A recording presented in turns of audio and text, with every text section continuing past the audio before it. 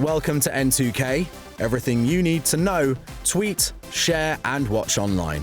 From amazing viral videos to the hottest social media trends, this is the world according to the web.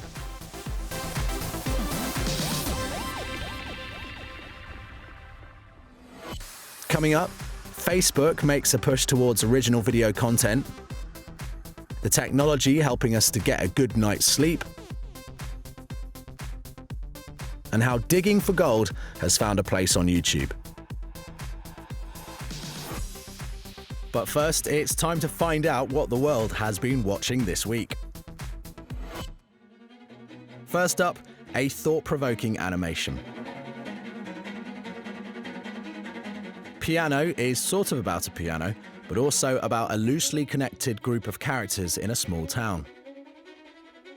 We see their lives interweave with one another as they go about their daily business. There is an unmistakable comic tension palpable at all times. And classic Hollywood films are referenced, such as Gone with the Wind, recreated in the background here.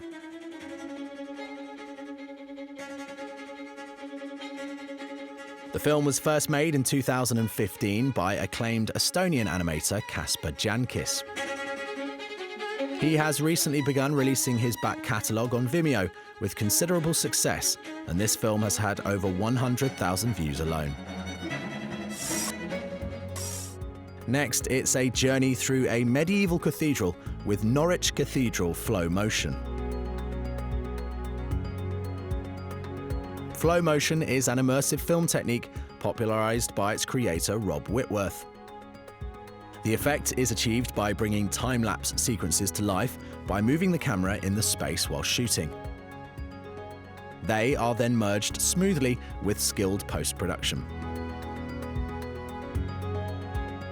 The result is a hair-raising run round Norwich, a small city in East England, and its impressive cathedral built in 1096. And it's attracted over 100,000 views and a staff pick on Vimeo. Finally, it's a merger of the inside and outside in strange new animation locations. It appears to show the contrast of inside life, a humdrum job at a desk, while battling the elements outside. Cutting between the two states throughout the short film is an effective and surreal way of drawing attention to the differences. And it's made an impact online, with over 40,000 views on Vimeo and counting.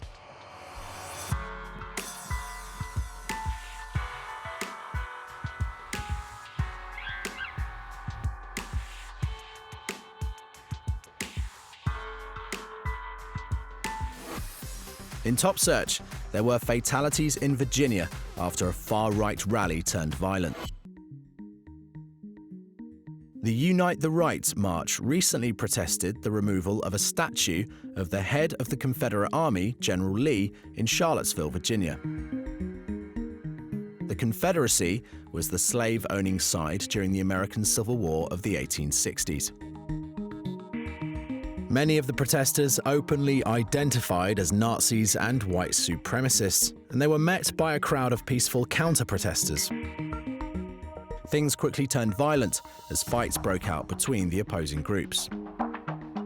This soon escalated as a car was deliberately driven into the counter-protesters, killing 32-year-old activist Heather Heyer. The alleged driver, James Fields, was detained on charges of second-degree murder. And many who were there reacted in shock.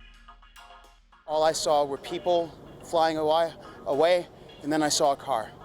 I saw a windshield smashed, I saw a bumper torn, and then I looked to my left and I saw Heather Heyer lying on the ground. And I saw the life pass from her eyes, and I watched her die. The impact resounded online, with many expressing sadness and disbelief on social media.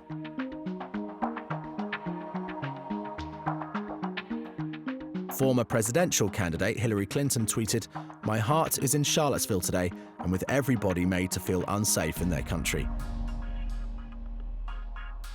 And Barack Obama quoted Nelson Mandela, writing, "No one is born hating another person because of the color of his skin or his background or his religion." The post is now one of the most liked tweets in history. And US President Donald Trump attracted controversy for what was considered a muted response. First, in his tweets, "We all must be united and condemn all that hate stands for. There is no place for this kind of violence in America. Let's come together as one." And then, in his press conference comments, "We condemn in the strongest possible terms this egregious display of hatred, bigotry, and violence on many sides. On many sides. It's been going on for a long time in our country. Not Donald Trump, not Barack Obama. It's been going on for a long, long time. It has no place in America.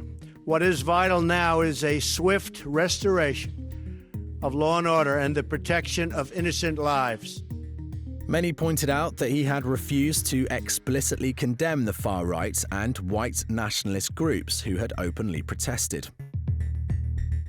Actor and comedian Kumail Nanjiani tweeted, "On many sides, never forget that phrase, 3 words that protected violent bigotry."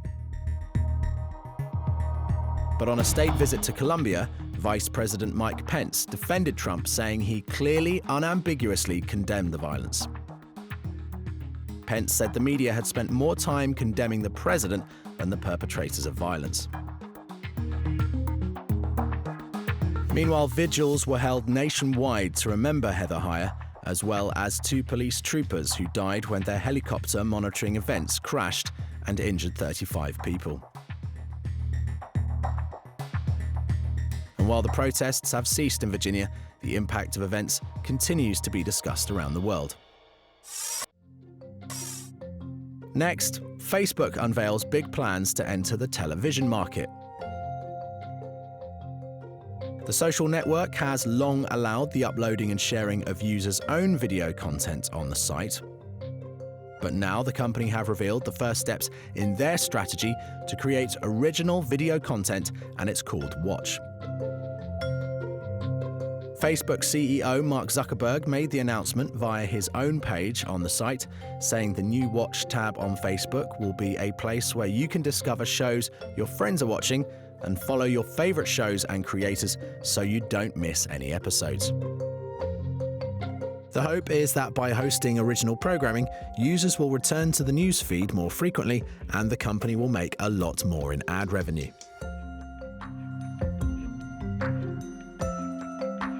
But Facebook are entering an already competitive market dominated by companies such as Netflix and YouTube. And while Facebook are initially offering their content for free, whether they will eventually charge for it remains to be seen. The Watch tab has started rolling out to some US users and will slowly make its way around the world.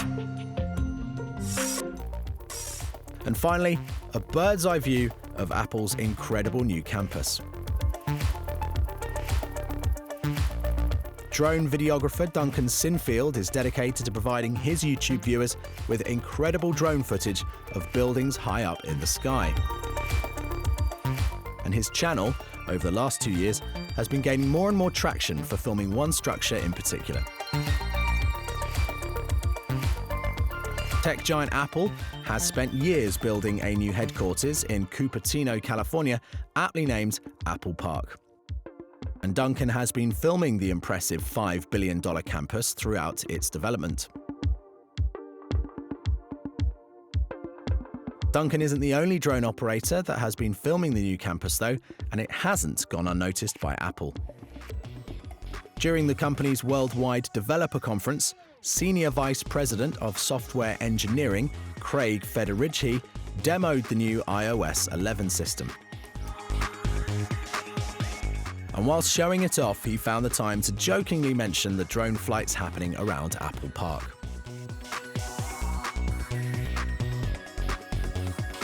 Now, I want to focus just on mail because I'm going to show you dragging across spaces. So let's go into photos. I have some great photos here of some potential drone protection options for the new campus. So I'm going to start a drag, but watch this. With my other hand, I'm going to tap. I can add to this selection. just like that. And I can even swipe up with my other hand into multitasking. Move over to mail and drop. For Duncan, these drone videos have seen him accumulate millions and millions of views on YouTube. And it comes as no surprise, as the drone takes you around the campus containing 7 cafes, a wellness and fitness center, a research and development facility, a visitor center, and a barn.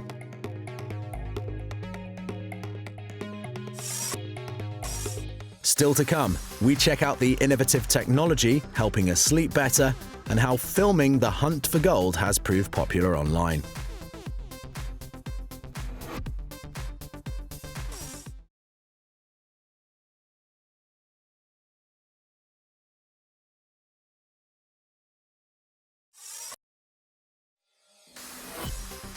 Coming up, the new technology helping us fall asleep faster, and the gold miners of YouTube revealing their hunt for the precious metal.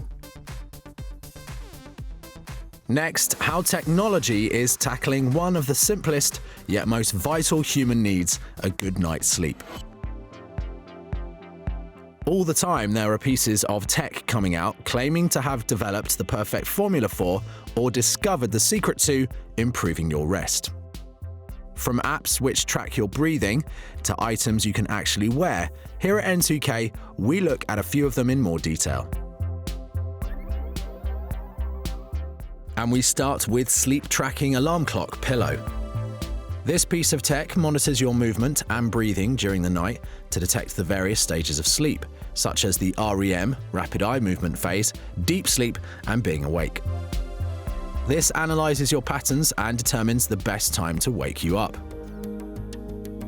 Another solution is the Dodo. It assumes overactive thoughts must be combated before you will be lulled to sleep. And the team behind it present their product as a way of calming your mind and focusing your breathing. You synchronize your breathing with the light projected on the ceiling. By focusing on something outside your own head, you'll pay less attention to the thoughts that are keeping you awake. At the same time, just like a metronome, Dodo helps slow down your breathing from 11 to 6 breaths a minute, which helps relieve your anxiety. And so, in less than 8 minutes, you'll find yourself ready to doze off. The French company also offers breathing exercise programs on their YouTube page in order to help you relax and to practice falling asleep. Another solution from France is a wearable device called Dream that uses sensors to analyze brain activity and play soothing sounds. The whole concept of the product is based on the measurement of the brain activity and acting on the brain activity by using sounds. Using sounds and doing like rhythmic stimulation, we can basically modulate the rhythm of the brain in order to get more deep sleep. Retailers like US electronics store Best Buy now sell a variety of sleep tech devices. Like a baby sleep monitor that clips onto a nappy and a lighting system to control the brightness and color of light in the home. James Triviso is an employee who has noticed an upwards trend. Sleep devices and sleep technologies are doing great. They're becoming increasingly popular in recent years, and I think what's driving the market is that people are becoming more aware of their health. And taking health concerns, scientific claims, and unusual techniques to the next level is FIM. What if we could create a wearable which not only tracked your sleep, but improved your sleep at the same time? At FIM, we're doing just that. FIM is a wearable that, seemingly illogically, wakes you up every 3 minutes. You begin by placing FIM on any finger as you go to bed, and it detects when you have fallen asleep. After 3 minutes of sleep, FIM wakes you up. You then fall asleep again and have another 3-minute sleep. Falling asleep repeatedly is supposed to condition your body to fall asleep sooner, so you learn to fall asleep with ease. The development of FIM is really based on a lot of excellent university research that has shown a better way of improving sleep. But for the first time now, THIM allows this to be translated into the home environment. The developers claim that research has shown depriving someone of sleep for one night will improve his or her sleep in the nights that follow. This counterintuitive research has been tested in 2 separate university trials and is known as sleep retraining. Professor Leon Lack, one of the main developers, explains more about how it works. Using THIM is really very simple. First, you need to turn on the app of your smartphone and then put THIM on your finger and then put yourself to bed. Allow yourself to fall asleep.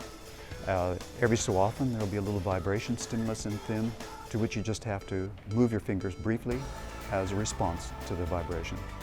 Presumably then, THIM, when you stop responding to the vibration, you have fallen asleep. And that's what our research has shown. THIM will then gently wake you up and allow you to fall asleep again. And this large number of practice trials of falling asleep is the secret ingredient in carrying out the intensive sleep retraining. The Australian company were successfully funded by backers on Kickstarter and, in fact, exceeded their target. Of course, there are also plenty of regular, or not so regular, beds claiming to improve sleep for their users. Hello, welcome. I'm the Sleep Number 360 Smart Bed, the bed reborn. And you're about to discover the smartest, most effortlessly comfortable sleep of your life. So you can wake up refreshed, reborn. Let's get started, shall we? The Sleep 360 warms your feet as you sleep, which apparently aids in the time it takes you to fall asleep. It also boasts responsive air technology, which adjusts the mattress when you turn over, or if you start to snore, moves you to another position. The smart bed can also be connected to the household thermostat. We're often told to stay away from technology when we're trying to fall asleep, but it appears these products could actually help us.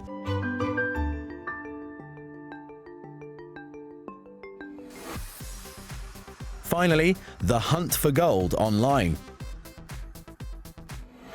Prospecting means to search for mineral deposits, often gold, by sieving a river, known as panning, or digging in the ground. It is a tradition particularly common in North America and one that stretches back generations. And the internet age has provided a golden opportunity for prospectors to share what they do with the wider world. One of the best of these channels goes by the name of Prospector Josh. As with many prospectors, for Josh it is about more than simply looking for gold. It's the hiking and camping that comes with it and the connection with the great outdoors.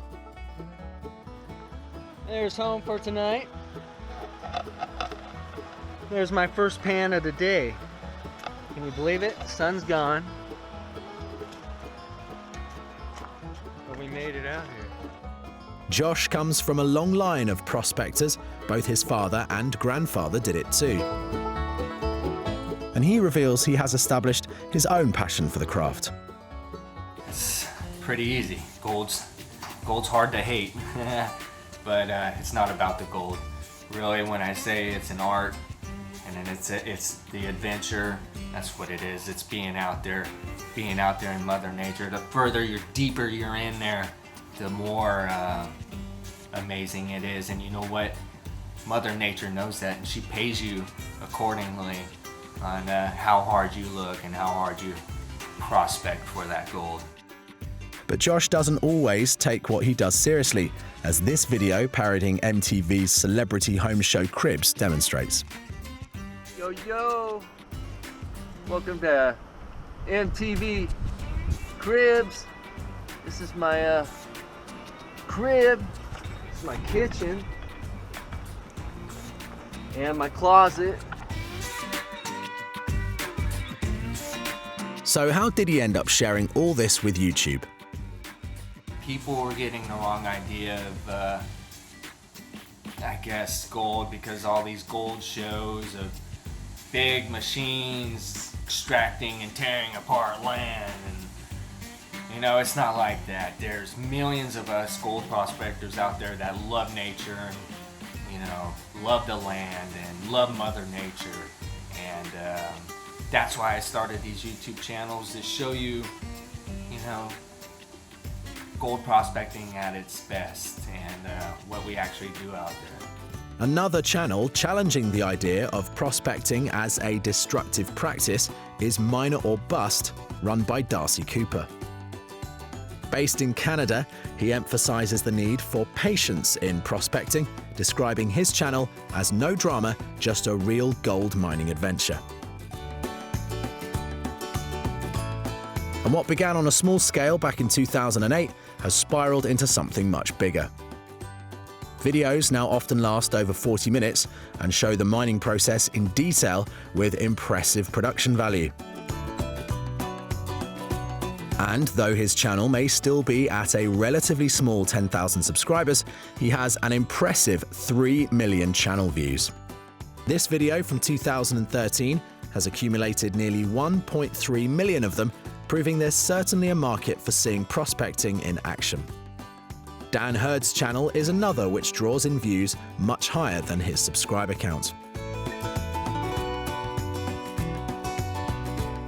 Dan is a high school teacher with infectious enthusiasm and a calm demeanor. And this video shows him demonstrating such at the Fraser River in Western Canada. Wow, I love the Fraser. 3 pans, and I probably have more gold than I found all day yesterday. Prospecting has certainly found its niche online. And with a focus on and respect for nature, it's a pastime that's more wonderful than weird. We'll leave it to Josh to sum up the reaction on YouTube. I've had a pretty good response. I mean, not only from just regular people and viewers, but from the gold prospecting community. Apparently, I'm not making them look too bad, so they're not giving me too much riffraff. So I do get some viewers, but I guess you call them haters. Everyone's got those haters, but if you got haters, you're doing something right, right? That's it for this week's show.